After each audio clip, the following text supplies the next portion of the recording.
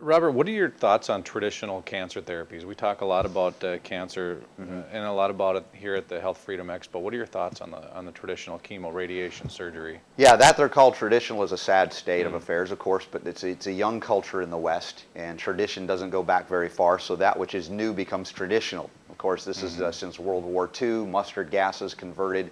We go into Rockefeller and Carnegie inspired foundations that largely work toward a medical monopoly of petrochemicals, and the idea that, for instance, cancer is just an aberrant luck of the draw. Sorry, bad luck, your genes are bad.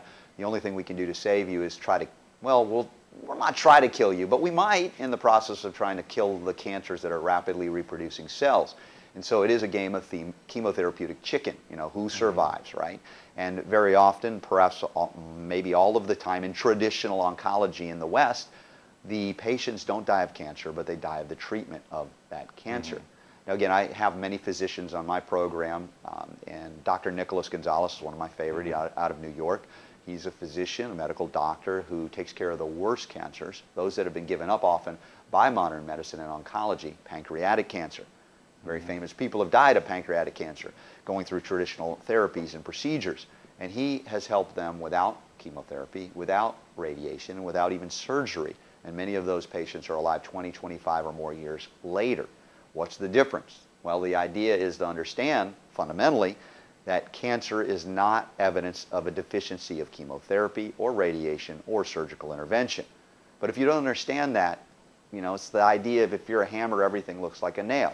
If your tool is chemotherapy, you're going to find an excuse to use it. If you're a surgeon, you've got to do surgery or you're not getting paid. So the idea that we go to somebody that poisons us to death to get us back to life, it's absurd on its face. Now, I've never argued in terms of a banning of these things, although it could be argued that that would be an ethical thing to do, to ban chemotherapy. But my point is that we must allow for the free flow of information and get the government out of medicine. End the med, I say, and that's the medical monopoly.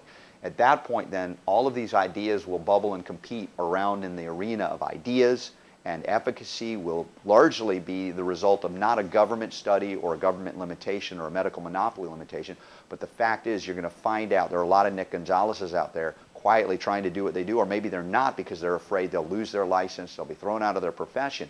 But all of those things would naturally occur. The people that are surviving would talk, and all of the other people with cancer would say, hey, how did you do it? And they would be flooding these doctors that are utilizing holistic techniques and detoxification and rebuilding, supplementally, etc. And at that point, we have out-created in a good way the limitation of the medical monopoly in modern oncology, which as a tradition, it's a poor tradition if you want to survive or a loved one will survive.